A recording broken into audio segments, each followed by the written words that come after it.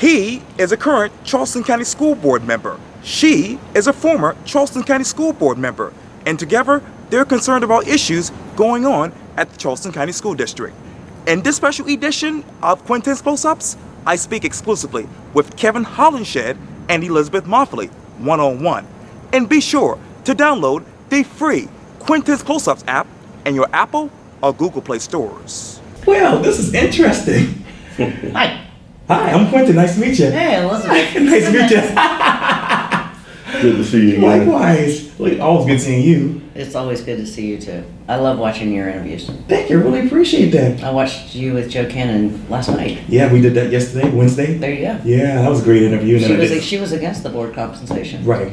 Let me stop you there because obviously the Charleston County School Board has repealed its vote about the pay raise for you guys. What does that vote tell you, Kevin? Politics. When we first started talking about the pay raise, there were board members for it, but would not come out for it because they did not want, quote unquote, let their Republican friends see that they were interested in the pay. They, as what was said on my side of the tracks, here you had these 3 African American, 4 African American men on the school board that voted for it, and then the media began to demonize it. The board only makes $25 a meeting plus mileage, maybe $75 a month. Right. There are districts in South Carolina that have less tax base than us, and their board gets at least $400 a month. Okay. The hours that are into the district, and nobody's not complaining because you knew when you were running for the seat that you had to put hours in, but you receive a lot of phone calls, as I did today, from one guy named Daryl Griffin, which we'll talk about in a minute. Okay. Yesterday I received calls from another constituent in Mount Pleasant that could not get anywhere with their representatives.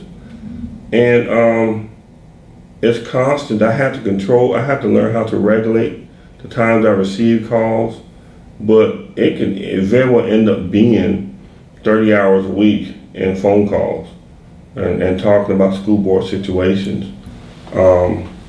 Veteran people like Moffly and Chris Collins and others can attest to that. Michael Miller in his barbershop, he's stationary, but he gets maybe 7 or 8 visitors a day talking to him about school issues. So when you have a county council that makes $20,000 plus insurance, North Charleston, the school district budget is 2 times as large as theirs, and the great responsibility and taxing ability leveraging on citizens of Charleston County, but yet you don't trust us to be able to receive some sort of compensation. People made a political ball and played with it, and we'll just see what happens in the future. 2 more questions. What you just told me right there, how do you articulate that to the state? Well, interesting. Our governor, McMaster's right now, there was an issue in Orangeburg County and in Florence, and I think Winsboro, Right. Fairfield County, where the delegation ruled on a situation, and he came back and vetoed it because he saw the irregularities throughout the state, and he thought school districts were autonomous to make their own decisions. Okay. So he in turn vetoed it. Now the delegation can go back and re-vote again and overrule him, but he wants consistency throughout the state as far as school districts go. So that's an interesting conversation and something in the future. Elizabeth probably can elaborate a little bit more on that. Well, I just don't understand why the paper, the media thinks that school board members shouldn't be compensated when we compensate every other elected official. Unfortunately, the legislative delegation has put together a committee to look at Charleston County School District specifically and their pay, and based on the group that they put together, it's not looking very promising. I can see them probably coming back with a recommendation of $35 a meeting. Because we have $480 million operating budget, and then over a $500 million capital budget. So we're into the billions if you add the last building program. So we're about $1.5 billion that we're actually supposed to be overseeing in county council, which everybody seems to have a lot of respect for county council. They're making 20 grand and their budget is only 460 million. And they have a smaller general operating budget than we do. So, they're just trying to find money to do 526. Right. So I really don't understand the discrepancy there. And the legislature has allowed city and county councils to rule on their own pay.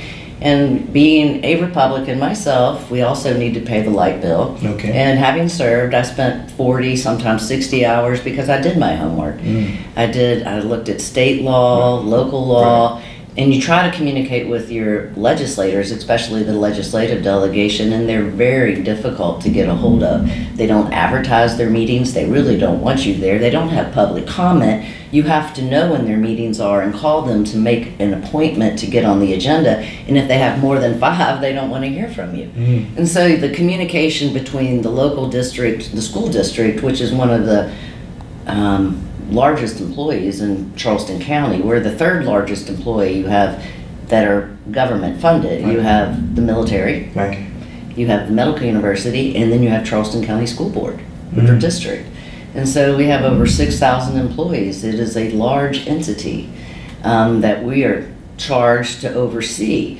But then the board, because I understood my responsibility, I understood that I represented the taxpayer, my constituents, and my community, and I was not there to be the protectionist of the administration over decisions that they make that are upsetting to everyone else. Recently, the testing and the principal shuffling. Right. And the board gave the superintendent, who is pretty much a dictator, and she did this in Horry County, and they hated it, and they're still trying to get rid of it, coherent governance, which is where the board pretty much relinquishes all authority and gives all decision-making to the superintendent. And it's frustrating, I know, being a board member, to be blamed as a board for a decision that you had nothing to do with, but when the board when Kevin did not, but when the majority, the gang of 5, gave all their authority, elected authority, which I think is unconstitutional, by the way, to the superintendent, they are responsible for the decisions that she makes. Why even run if there is coherent governance? Why have a board?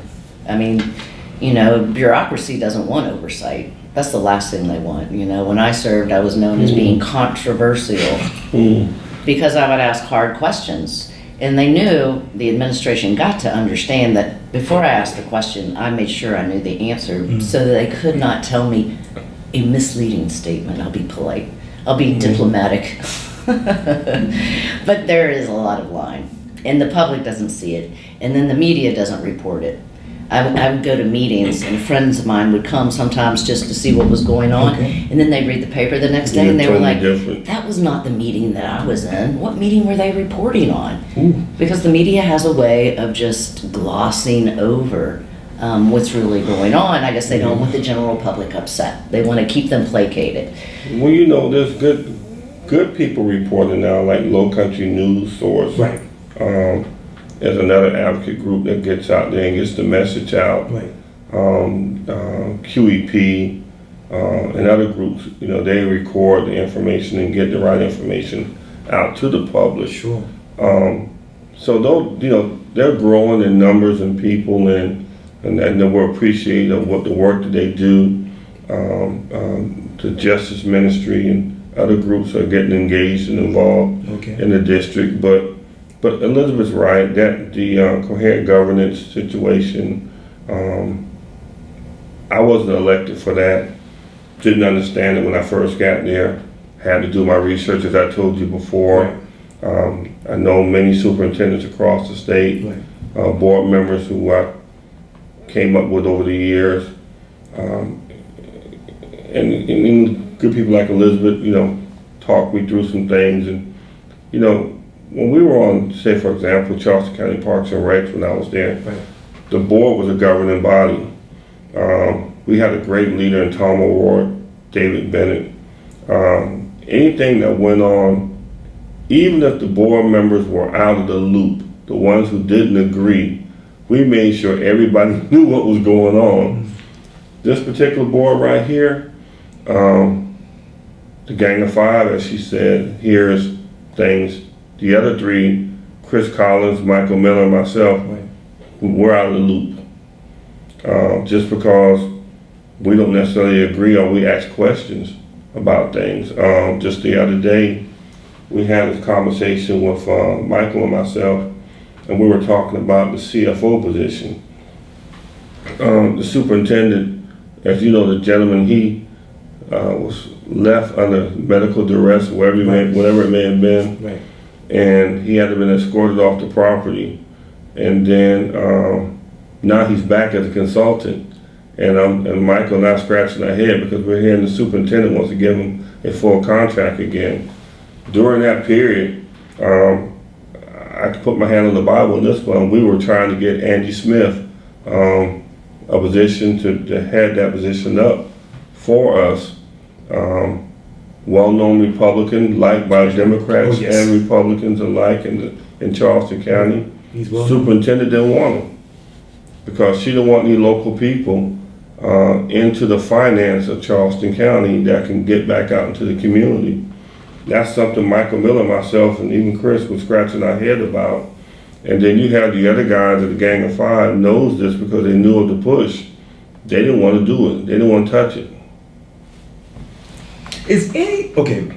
Are any of these issues more making you want to jump back and run for the school board again? Is very tempting if we can get, if I could become the Gang of Five. I would go for the Gang of Five.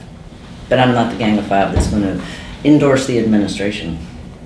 I'm the one that's going to look out for our teachers, and the chaos that went down in May should have never happened. We have a board policy, and the superintendent is hired under a contract that she is to follow board policy, but even her contract has clauses that are contradictory to board policy, which I would imagine that would make those voidable, that we wouldn't have to uphold. Like a majority vote on the board is 5, not a supermajority, which would be 6. And so she requires for her contract, for any vote on her contract to dismiss her, I guess would probably be more so than keeping her, is she has to have 6 votes. And so if the board wanted to get rid of her, she would have to have 6 people that agreed to get rid of her. It couldn't be a simple majority. But that's against our policy. Our policy is 5. Wow. So. I asked that question a couple of months ago in the email to our chairwoman. I asked the process of evaluating the superintendent, what method do we use, what goals that we have to judge and set patterns, because I think our evaluation comes up in November. And this would be a process now that we're educating the new board members like Priscilla Jeffries and myself on the process. You're talking about a $500 million agency, so you just can't jerry-rig an evaluation. There has to be goals in place that we can measure to see what things have been accomplished. Public reaction, just as the uproar we had a couple of months ago with teachers and principals, those things weigh heavily into a situation. And another thing too, let's just say this, and I shared this with Elizabeth, and I have to point out something she talked to me about. St. James Santee, Shakur Elementary, Mary Ford, Tilly Dunstan, those poverty schools are not the shining lights of the district, but they're God's children. And we need to put every effort into those areas to make sure that we give the children the best ability to learn and to be productive citizens. What I've learned from former superintendents, what I think we're doing is a patch job. Like for example, at Shakur Elementary, they moved out a young lady that was principal there, was a young star that could have been molded and could have became a productive principal. They put in the old hack just to patch up test scores to look good instead of fixing the problem overall. I'm not for quick fixes. It's something that hurts everybody. It hurts the children in those districts. It hurts the parents. No one can help the way that they were born into this life. Some people are rich, some people are poor, some people are hard workers. But we all must give them fair representation into life and to being successful. Elizabeth pointed out something to me, and you know, people can say what you want to say, but I saw it was very admirable what she did. There was a teacher in Charleston County District that got punished by the state, an African-American band teacher that was at Garrett.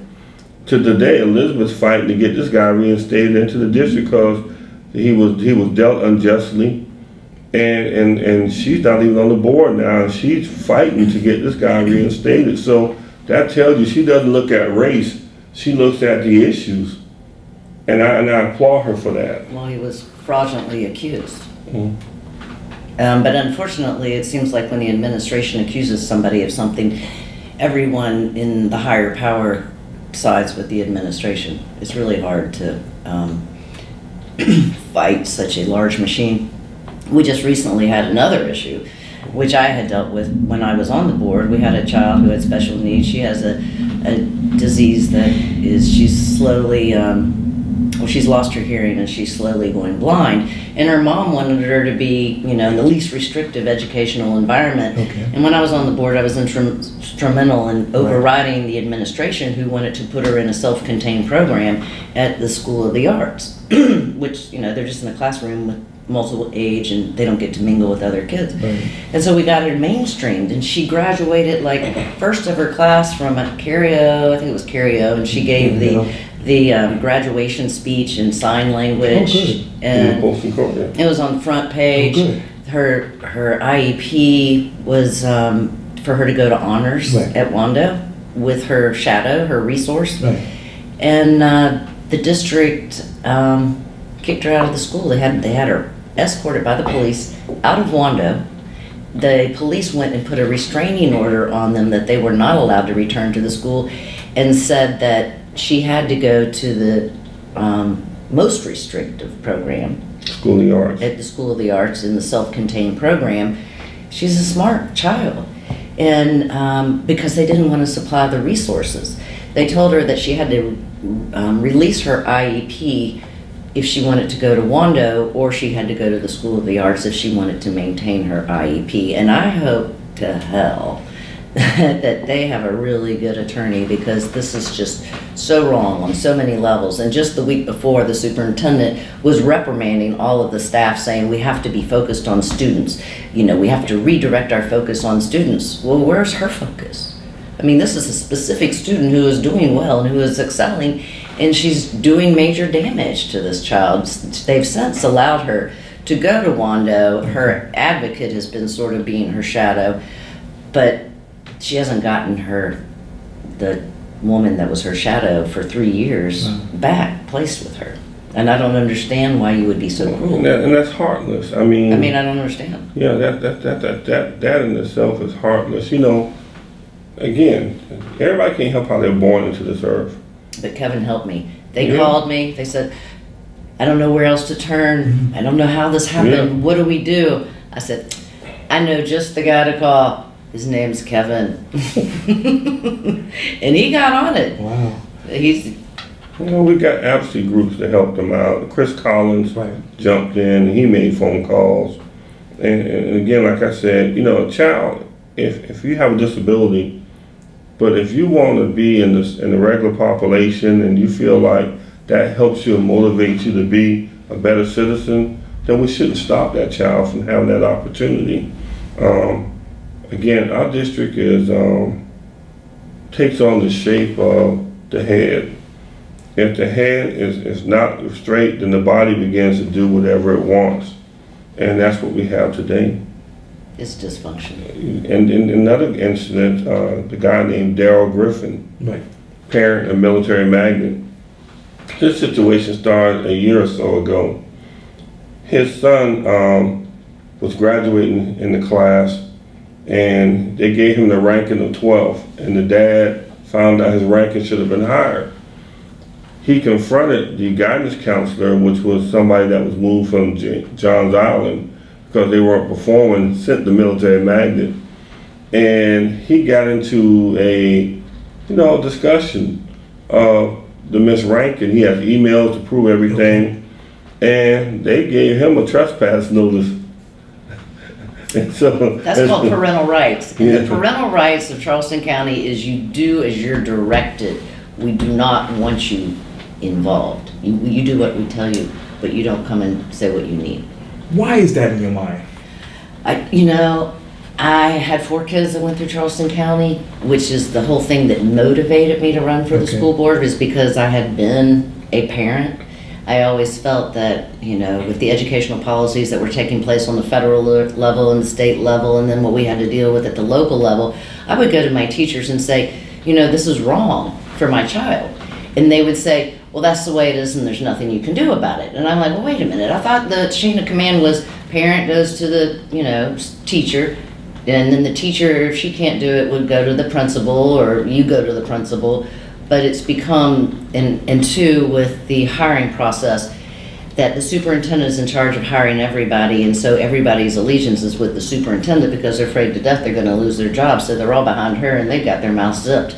Because that's the way the district works, and so therefore teachers, I know this is going to sound terrible, but it is true, teachers and principals do not answer to the parents and to the community, which is why I wanted so desperately to break up the community, to restore those powers back to the constituent districts, because the hiring of the principals used to be given to the local constituent districts, which we have 8, Right. which know the community. I mean, all of our Charleston County is just too big. Like we were talking earlier, we're the 3rd largest employer underneath military and the medical university. Right. We have over 6,000 employees, and we have 3 of the largest cities in South Carolina. We have North Charleston, the city of Charleston, and Mount Pleasant. And I think Mount Pleasant is ranked 11th in the nation in its growth. So, and then we have something between 16 and 17 municipalities with all their own mayors and their own councils, right? And so, Sullivan's Island, Right. Mount Pleasant, downtown, Right. Folly Beach. Kiowa, James Island, it just goes on and on, North Charleston. And they're all unique communities. And so to try to rule from the ivory tower, you can't do it. And the other problem that we have is we keep bringing in administrators who do not know our community. And if you don't know the community, then you think you can just make decisions for them without any collaboration, and that they're just going to accept it. But Charleston County doesn't work that way. And Kevin, let me turn to you personally, because obviously you got into some issues recently, legal issues. Who is Kevin Hollinshead these days in your mind? Well, I tell you, Kevin is a guy, still the same person. I'm a praying guy, still a family, single father of 3.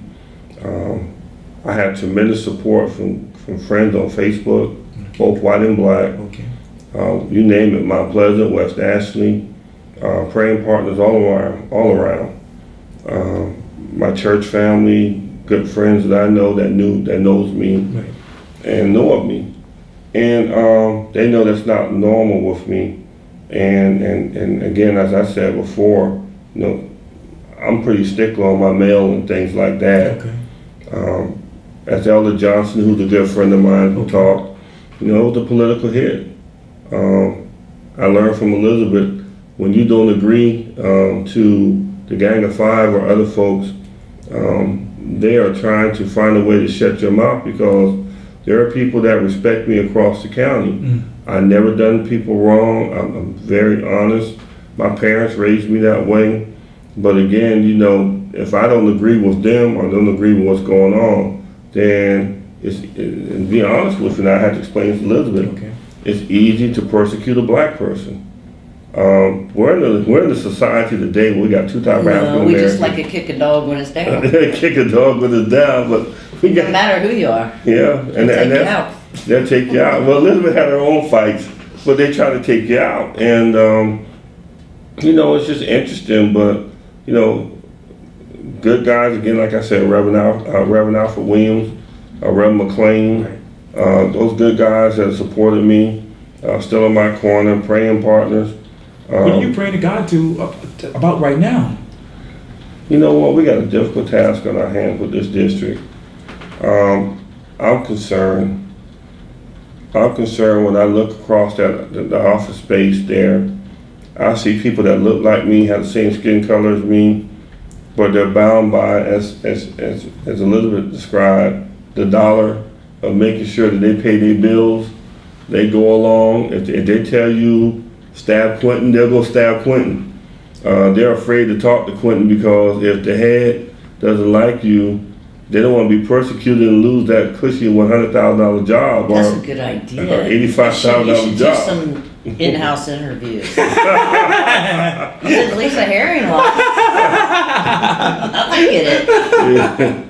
But tell me, who is Kevin Hollinshead to you? Kevin has a big heart. He's a good guy. I think his concerns are in the right places. He has the energy and he has the connections. Okay.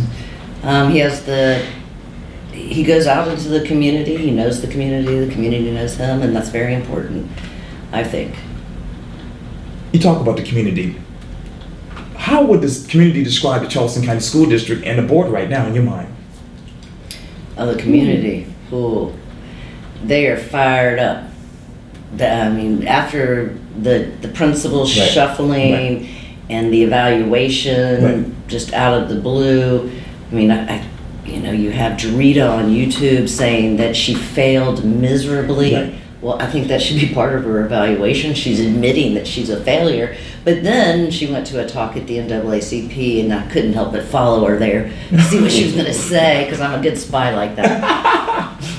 And she stood up and talked about how it was about effective communication, was what was made it for an effective leader. But yet she has failed miserably to communicate. And so she's a terrible leader.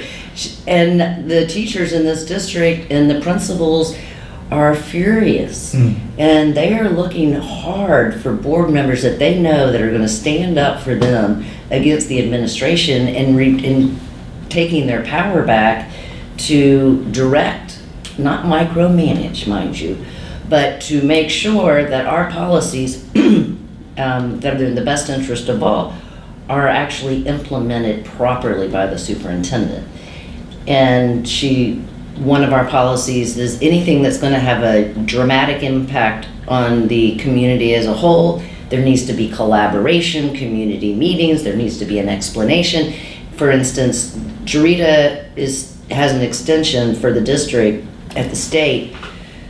She had an extension for her strategic plan for the district, because you have to have a strategic plan. What's your goals, your visions, and where do you see you going, and how are you planning on getting there?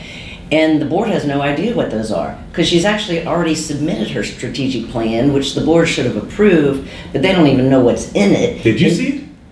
No, the last time we talked about it one time, and that was the last time we heard about it. The next thing I know, I started getting emails from Patrick and his group and QEP Patrick and Hayes, others. first. Yeah, and they all asked questions, and everybody was just wondering what was going on.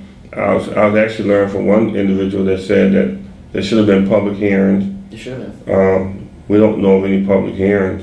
Well, she was supposed to be, what is it? Unpacking it. Seems to be an educational word. We'll unpack it for you. I keep thinking of a suitcase. But that she was supposed to unpack the strategic plan and the vision for the district in July, I thought. Or is it going to be this month? This month is over almost, because that's why she started having these community meetings and parent meetings and principals meetings in the middle of the summer. Excuse me. People have a life. They plan around their summer vacation, summer camp, traveling.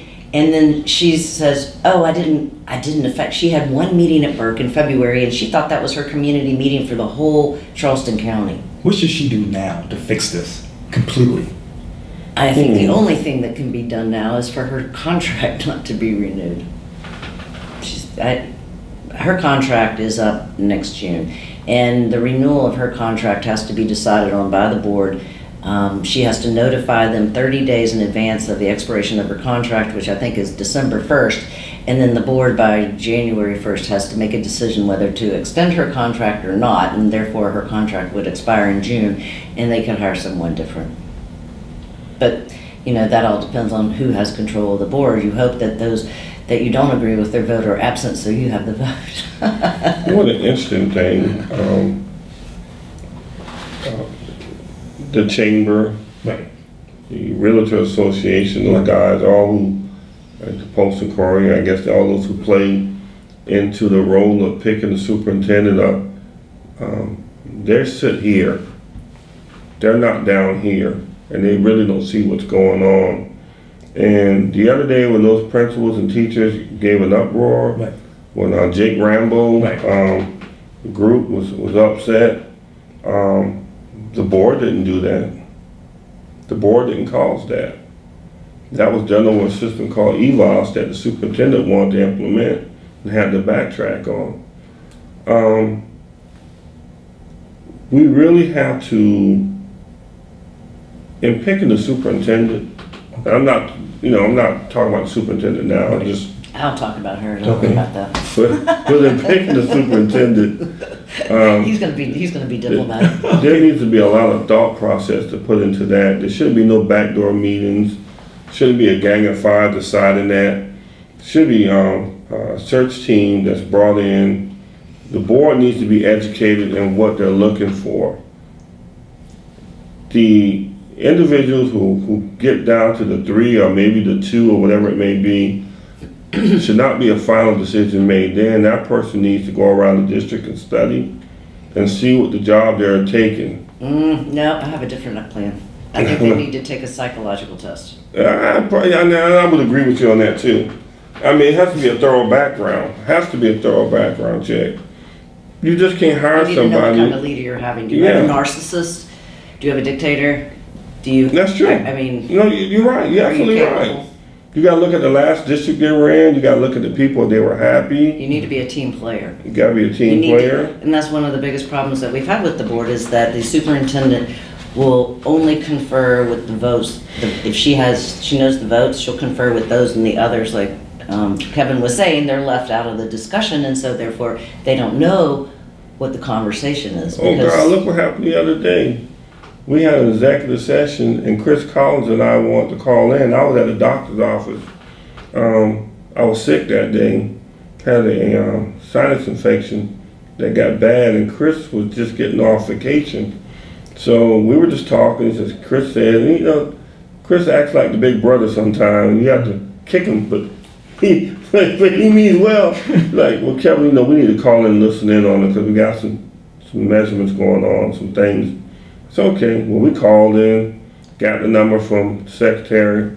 Next thing I know, we get a text message saying that we're not allowed to participate. Now, prior months, Todd Garrett and others were able to call in and participate in the executive session by telephone, but we weren't. So we had to go back and forth with some ugly texts, and finally they gave in. But, again, I guess we weren't in the loop and in the gang of five, so they figured they can kick us any way they want to. You keep saying the gang of five. Who are they? You don't know. Cindy Boncoats, Kate Darby, Chris Dobbs, Eric Mack, Todd Garrett. Oh, Priscilla. Actually, could be. That's a gang of 6. We got it all wrong. Sometimes Eric is the gang of 4. Sometimes he's on the 6. So basically, right now, it's 6-3. Sometimes he votes with us. Well, no, 6. Who's the third one missing? You, Michael. Michael Oh, Chris Collins. Yeah, Collins. Y'all are pretty consistent. Yeah. But the other 6 they're pretty encamped in whatever the administration decides, unfortunately. Well, Kevin Hollinshead and Elizabeth Moffly, thank you so much for this interesting interview. Thanks, Quintin. Anytime. Hope y'all listen in. Thank you. Hey, I hope not to be in the news again. But they got a hit out on me, so we'll see what happens. You might have to pray to God. I'm praying. Thank you, man. Thank you, I guys. know. Cinnamon, I do that too. Pray every day. For guidance, direction. Help me. Yeah. Help me. Thank you. Thank you. You're welcome.